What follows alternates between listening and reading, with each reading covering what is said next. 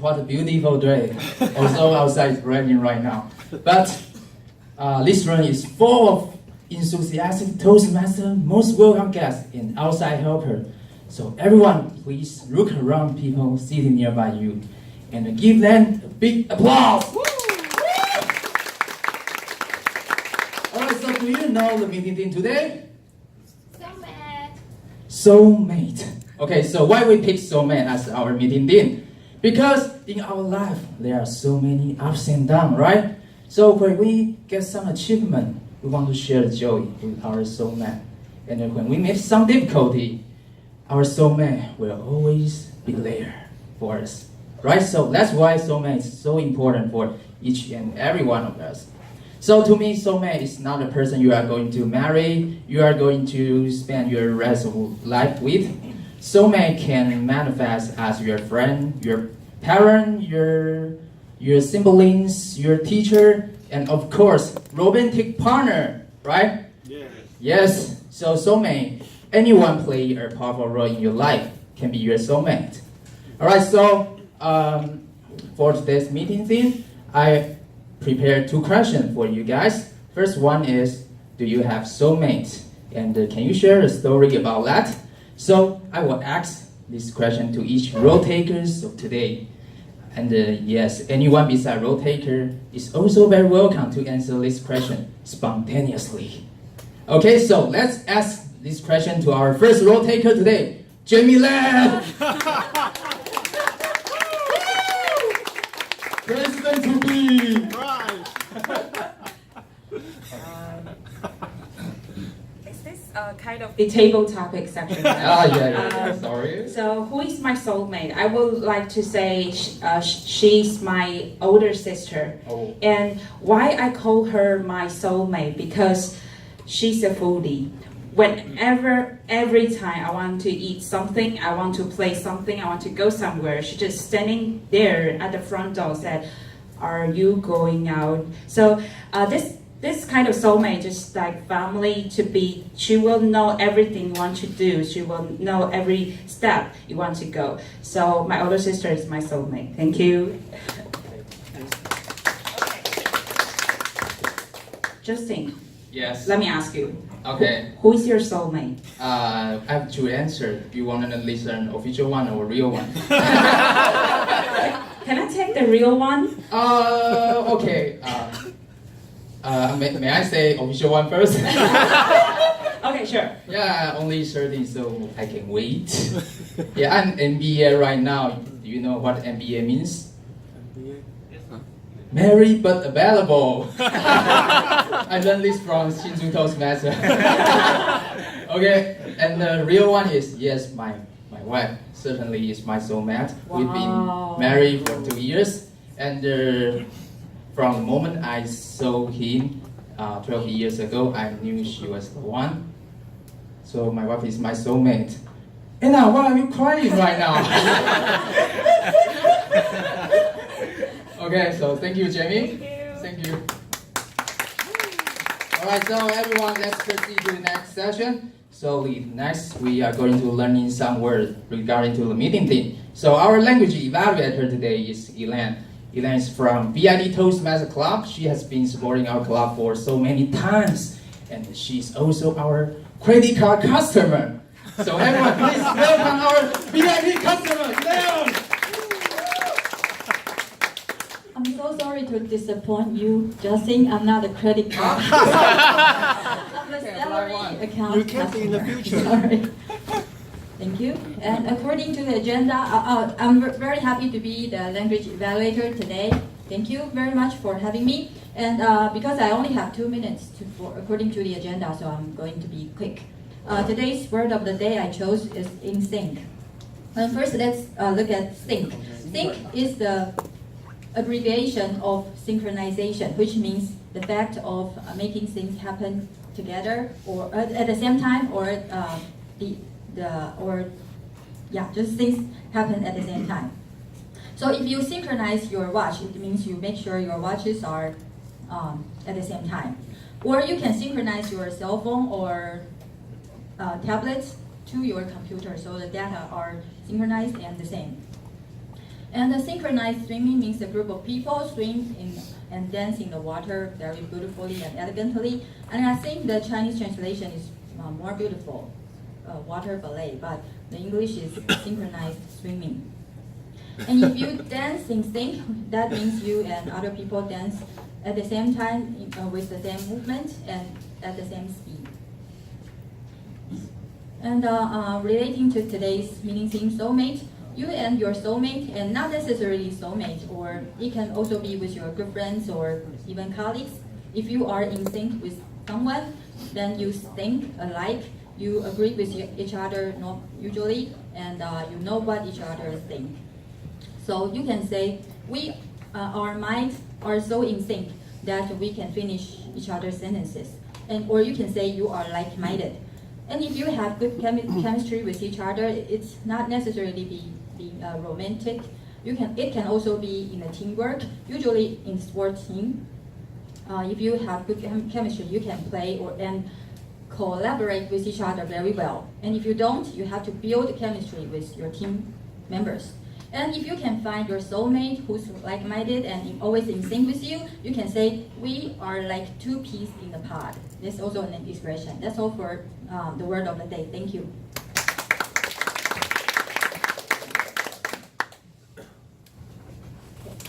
So you know the question.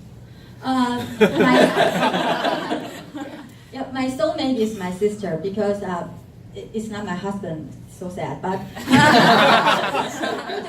my sister and I can finish each other's sentences, or we really know what each other are thinking about.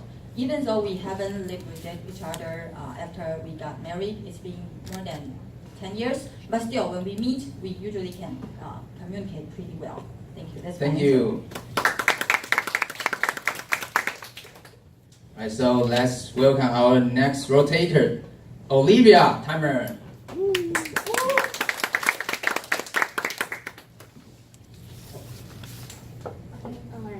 Fellow members and the most welcome guests, my name is Olivia. I'm pleased to be the timer of this meeting. There are some timing rules as follows.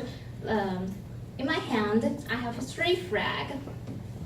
Whether you are a speaker or a session of master, even the president of our club, when you see the flag, when you see the green flag, it means you reach the minimum of the time requirement. And when you see the yellow one, for the prepared speech speaker, it means you have 1 minute left. For the table topic speaker and the evaluator, you have 30 seconds left. And when you see the red one, it means your time is up. So other speakers have 30 seconds leeway. If you speak overtime, it means you are disqualified and eligible for the words. Okay, thank you for Toastmaster meeting.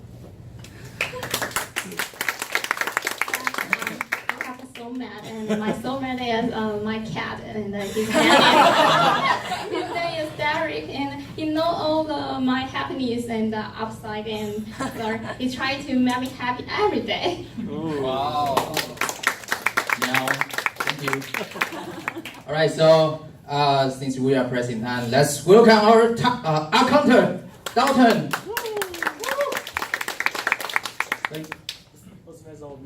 Okay. I am today's accountant. I'm responsible for counting and reporting the unnecessary word of the speakers, the prepared speech speaker, individual evaluator, and the table topic speakers. So the unnecessary word is like this. Something like that. Okay, thank you. Toastmaster of the meeting. My soulmate. I wish that my soulmate will be a female. However, it's male. It's my college classmate. And strange thing is, he's not my oldest friend. However, he's my closest friend. We have many things in common. For one example, is we are typical loser of many social recognition. So. And we are not afraid to say that. Okay, thank you. Toastmaster meeting.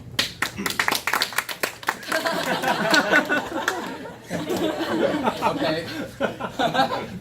Okay, let's proceed to the next session. So we prepared a special workshop for you guys today. The topic is to insure or not to insure. That's the question. So from this workshop, we will learn how to measure our real need for insurance. So keynote speaker today is Theo Chang.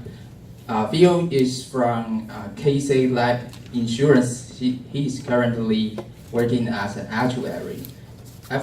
Before he came back to Taiwan, he also accumulated so many work experience in Wall Street, the American one, right? So how could I meet Theo? That's the question. Actually, we were we were army men. Yeah. When we were fulfilling military service, Theo shared his foreign working experience with me. He told me how to embrace challenges, overcome difficulties, and become a better person.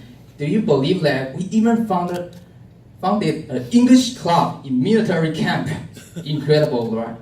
So, Theo, we went through a lot of story. Are you my soulmate? Well, according to your definition today, I'm going to say yes. All right. All right, so let's welcome Theo.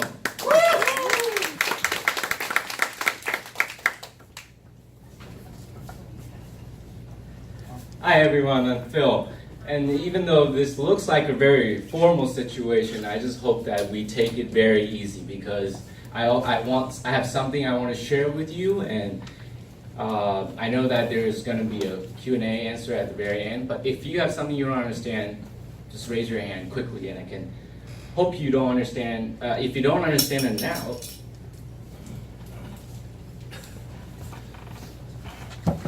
let me see how I can fix this. Okay, never mind. So if you don't understand a word or a noun, and hopefully I can explain quickly so you can be in a situation. I'm gonna drop this cap. So, first thing first, why am I talking about this topic? Why am I talking about this topic? Well, insurance to me, when I was a kid, I used to have like a mom's cousin coming into our house and just try to sell my mom insurance, right? And then naturally, I feel like, oh, she's going after our money. Go away, go away. She's just trying to get our money. But I don't know how to respond to some of her questions. You know, there's a lot of talks, a lot of spiels about why you should buy insurance, and sometimes they just seem to have some reasons, but I don't know exactly how. So, well, my wish is to understand insurance and then be able to respond to those sales and say, hey, I know what you're talking about. This is not true. The only insurance I need may be this and that. So because there are so many insurance agents out there, so they come at you and then they do their sales spiel on you, and then I hope you can learn how to respond to them and be confident. So that's the first goal of today. And the second goal is, well, from my observations, those people who buy insurance tend to be kind.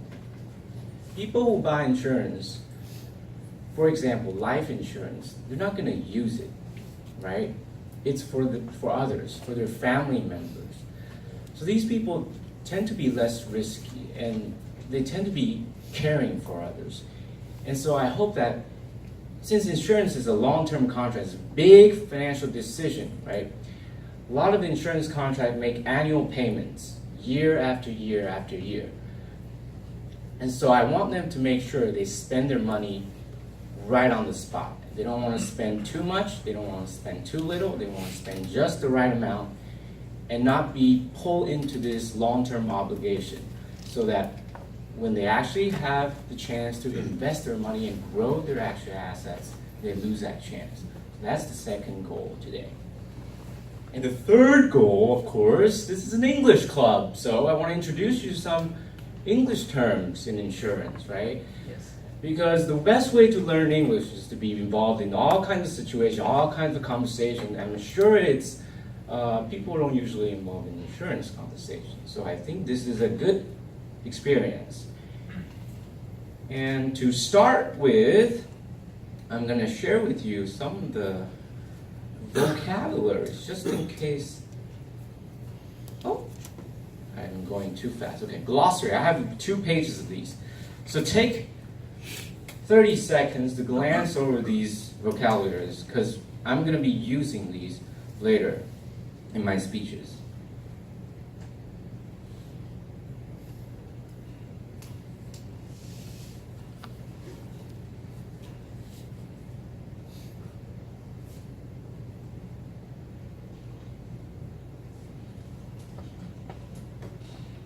Okay, I'm going to turn to the next page.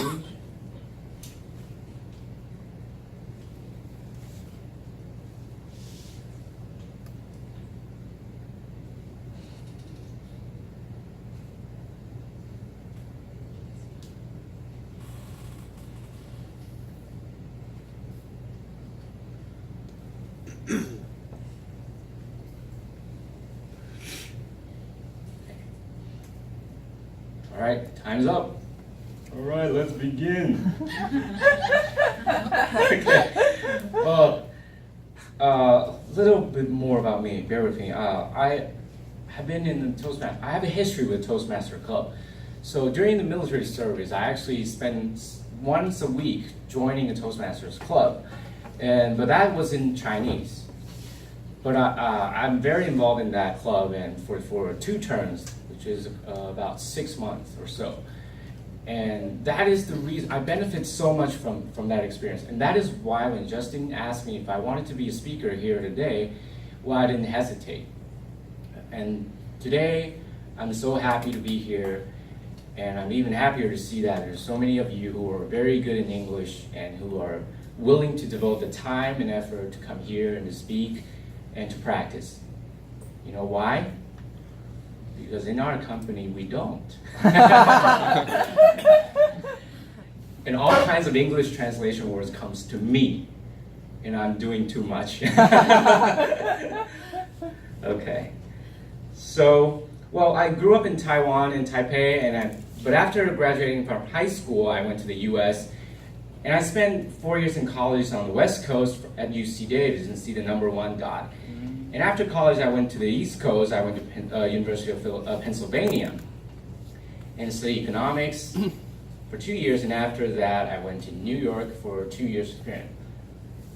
So those 2 companies I worked as an actuary, but I didn't start getting to know so much about insurance products until I joined Cathay, because at Cathay, I work as a pricing actuary, which means I develop products, I price product almost based on a daily basis. So I'm going to talk to you, I'm going to try to share my experience with you about how I see these things. Okay, first and foremost, the most important thing today, if you don't learn anything, it's okay, just learn this, remember this. Insurance costs more than we think. Wow. More than we think. We all know it comes at a cost, right? All financial products comes at certain fees. But it costs more than we think. And I'm going to convince you why this is the case. Now here's how they calculate the premium. And you see this big fat box is called the real cost. The real cost, for example, let me take an example. Let's say there's a 1-year insurance, right? And if you die at the end of the year, I'm gonna give you $100,000. And then you say, what's the probability of you dying in that year? And the actuary is gonna estimate, oh, maybe it's 1 over 1,000, right? So the value of that insurance is gonna be not gonna be 100,000, it's gonna be 100,000 times that 1 over 1,000, because that's the expected value of that's going to happen. So that's the real cost. And if the insurance company charges the real cost, for many people, overall they're going to break even, right? You're going to break even. They're going to break even in terms of the expected value. But here's the thing. There's a thing called the safety margin. I'm going to show you a graph of the safety margin. Now this is the critical illness incident rate graph. Now look at the rate. This is the x-axis is the age. So as you grow older, the incidence rate becomes bigger. Right? You're probably catching certain diseases. It's bigger. So the safety margin is such. So from statistics, we know that the blue line is our incident rates.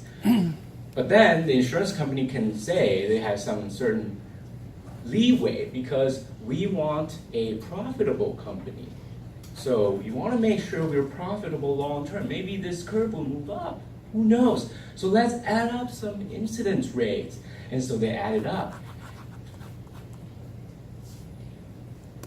So they added up. And now this is the premium. This is not quite the premium you're paying yet. This is the net premium, or called pure premium. Okay. Next, they charge you some fees, some expense loadings. But I should say thank you for those expenses because that's where my salary comes from. This is how they make all the policies happen, right? They hire a lot of people, they hire a lot of lawyers, they print these policy papers, they mail it to you, and these costs have to be factored into the policy. To make this policy happen, they charge you expenses. But how much can they charge? Usually, the insurance bureau now requires all the insurance companies to declare certain ages of their expense liability. So next time you buy an insurance, check it out. Ask what the expense loadings are. They can be as high as 50% of the gross premium. From 20 to 50. From 20 to 50. Sometimes they're low, but normally they're over 20%. And they can be as high as 50%. So that's why it's so expensive. I want to convince you that. Okay, the second reason why it's expensive and you just can't have an advantage over an insurance company is because of this underwriting. So what is underwriting? You all know. Now today, for example, if I want to come in the insurance company, I want to ask them to insure me, please. And they would ask me to disclose my health situation, right?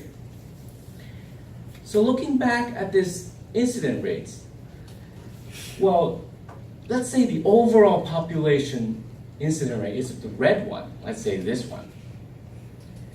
But looking at my health history, they're going to say, oh, you have this condition. Oh, you're smoking. Oh, you're not good. Oh, sorry, we don't want to insure you. Oh, go away. So they decline a certain amount of people, right? But they're charging you based on the whole population's rate.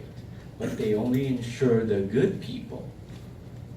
So that is how insurance companies win. All the time. All the time. All the time. Well, there's very few exceptions. Very few exceptions. I'm going to mention that later. So the key message here is insurance costs more than we think, so insure only when necessary. Only when necessary. Okay, now I'm going to go, from here on, I'm going to have 5 principles that derive from this.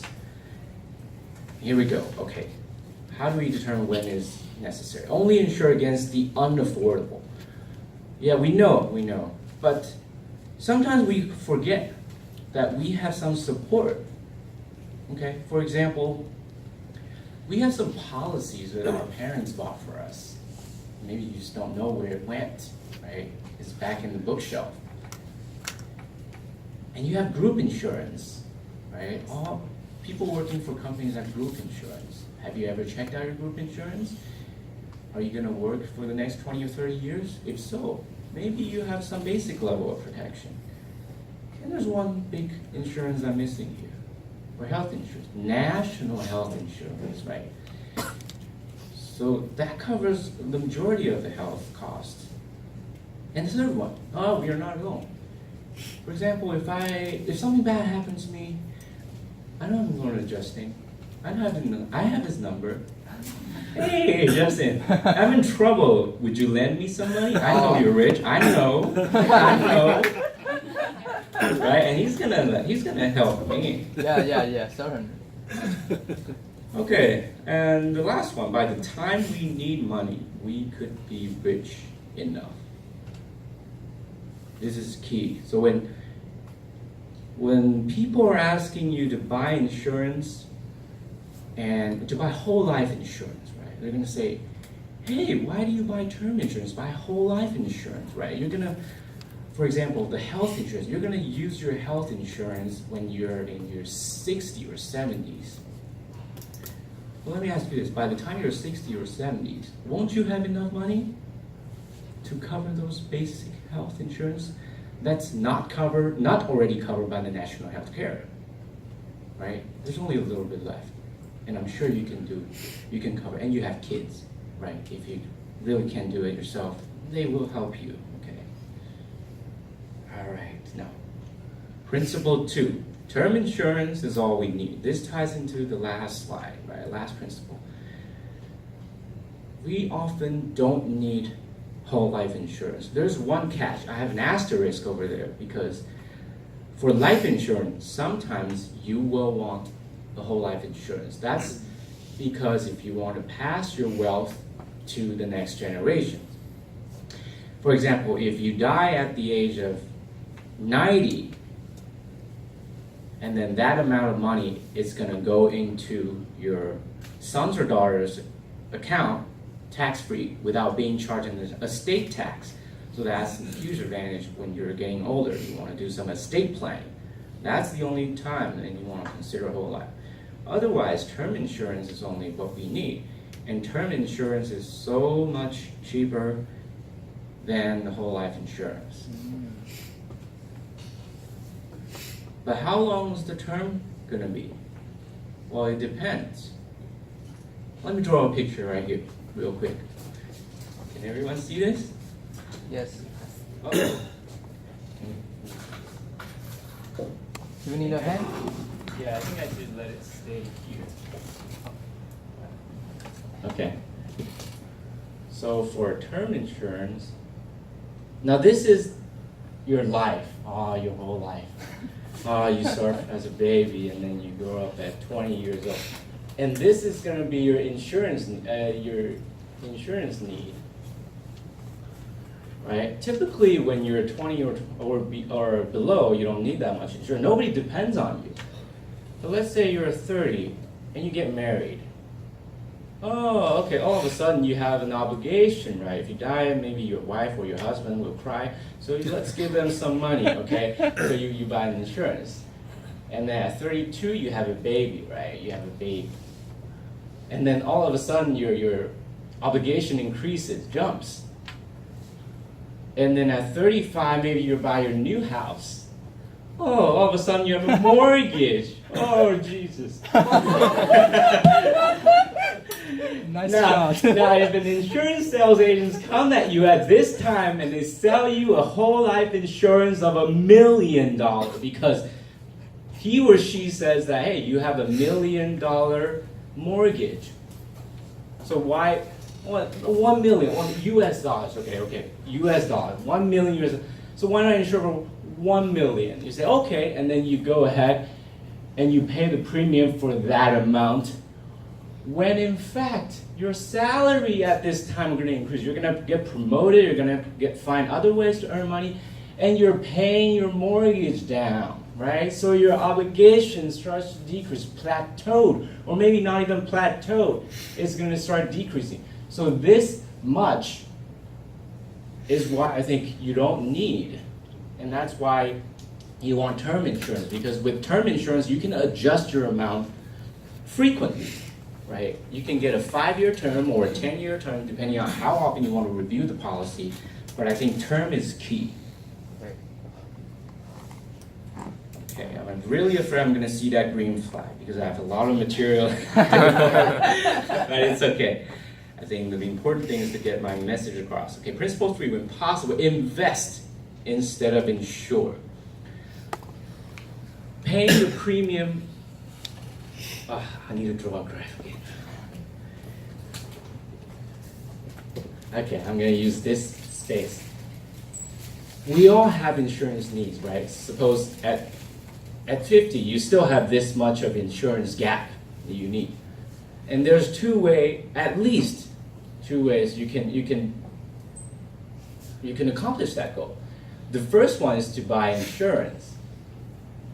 And you put money in your insurance account, and after a while, you're gonna see the cash value of that insurance policy is gonna be flat or grow very slowly.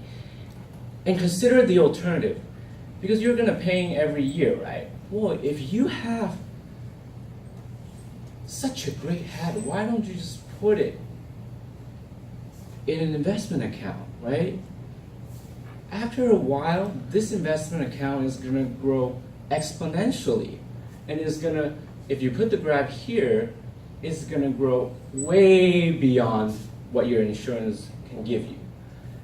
So the key here, again, we see the need for term insurance, because in the beginning you don't have that much money, maybe you need that term insurance. But after a while, your money, the more money you save, instead of paying for an insurance company, the more money you can grow. And it doesn't matter where the money comes from. As long as you have money, you can cover yourself, right? You can be self-insured. And that's the ultimate goal here, is to become financially independent, right? A principle 4. So good policies cost little, but comes with huge protection. So what type of policies are fit in this category? Group insurance is one, right? Group insurance, so always max out your group insurance when you're working. Group insurance is always very, very cheap and will give you large protection. And also term insurance fits in this category. And what does that? Okay, so there's a lot of product that comes with a return of premium feature.